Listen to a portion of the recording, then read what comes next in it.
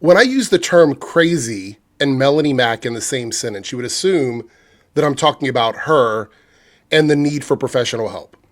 And when I say crazy, I mean that in the most cartoon way possible, before you guys light my comments up. But in this particular moment, when I say something crazy is going on, I mean, why are people still listening to her? Why are you guys still listening to her? What is it? Is the goon too strong? Like, I don't understand why people are still wasting time being invested in someone who is not only, again, in need of professional help, in my opinion, but someone who is just wrong about stuff all over and over and over and over again.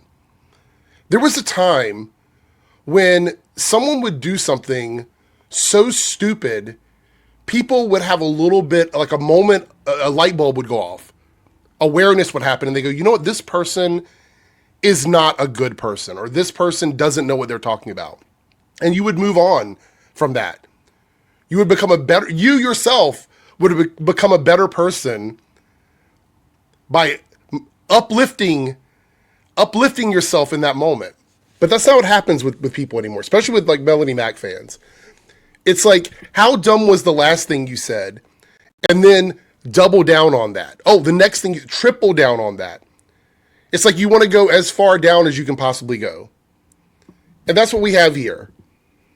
Anytime, I haven't talked about Melonie in a while, only because I've just gotten bored with the stupidity. I've gotten bored with the faux Christian nonsense. Ever since Goonergate happened, I realized there's a contingency of people who just aren't real. The values they say they have, they don't have. And there's not a lot of fun in pointing out hypocrisy and double standards on people that do it for themselves. And I think Melonie Mac, for me, is one of those people. And so I moved away from her. But I saw this tweet today. At least several people I know interacted with it. And it's funny to me. So let's debunk this tweet, because it's one of those things, like I could not move away from it. I tried, and I was like, no, I got to make a video about this. So she's talking about Marvel Rivals and Emma Frost. Marvel Rivals is a popular game, started out extremely popular, has kind of settled into, a game that a lot of people are playing. It isn't like the number one game in the world or anything. People like it. I don't think anything Melonie Mac can say about it will change people's opinions in that regard. And she's okay to have her opinion about it. Obviously, you can be like, I don't like a game. Like, I don't give a fuck if you don't like a game. But then there's just brain rot stupidity, right? So here she goes. Prawn is turning men gay. More on that in a second. People are all excited because Marvel created a drag queen with prosthetics, LOL. And you have two comparison photos where the only thing that makes them similar is they both have shades of black in them. Like, there's nothing. The fact that she thinks these two images look enough alike that they needed to be side by side is a joke in itself. So this is going to be fun. Let's start out with the image itself. So on the left, you have Aquaria, a drag queen from RuPaul's Drag Race. This isn't Prawn. It's not adult content. So I don't know why that's. The statement that she makes at the top, again, I'm going to break that down. The two things don't go together. But she's putting that next to a picture of Emma. And in order to try and, I guess, make Emma look more like Aquaria, she's put red over the boobs so you can't see the big boobs on the picture. So in order to make her point, she has to alter the image that she's criticizing to make it look more like the one that she's comparing it to.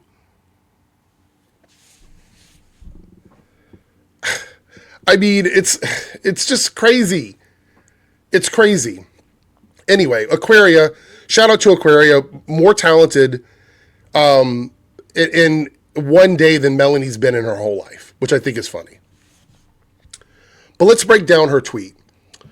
Prawn is turning men gay. So we're still under this assumption that people can be against their will can be turned gay from being heterosexual. How fragile is heterosexuality? How fragile is it? Is it so fragile that partaking in heterosexual adult content turns you gay? Is that the fragility of straight people? If you're watching this and you're a straight person, whether you agree with me or you disagree with me, do you think watching adult content could turn your sexuality? Because there's no proof of it. This is wackadoodle stuff. There's no proof of that. She just says this. She said this before. This isn't the first time she said this dumb shit. And even if you believe this, that means that you believe sexuality can be changed, which means that these things do exist, which goes against what Melonie has said. Melonie has said that gay people and trans people don't exist. So sexuality and gender, they don't exist for gay and trans people. But here she's suggesting that people can be, against their will, artificially changed gay by watching adult content, straight adult content. Now, what that has to do with this, I don't know. That sentence has nothing to do with this. Because she's assuming, without any proof whatsoever, or any self-awareness, that if someone is a drag queen, then I guess a gay person would be attracted to them sexually? That's the through line? That gay men want men who give women aesthetic.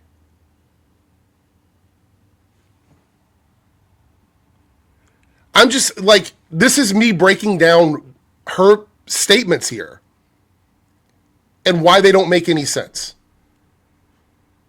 Because those two things don't, it like causation, correlation, like none of that makes any sense. Could a person who is gay be attracted to another gay person who does drag? Yes. Is a gay person in general who has been transformed from watching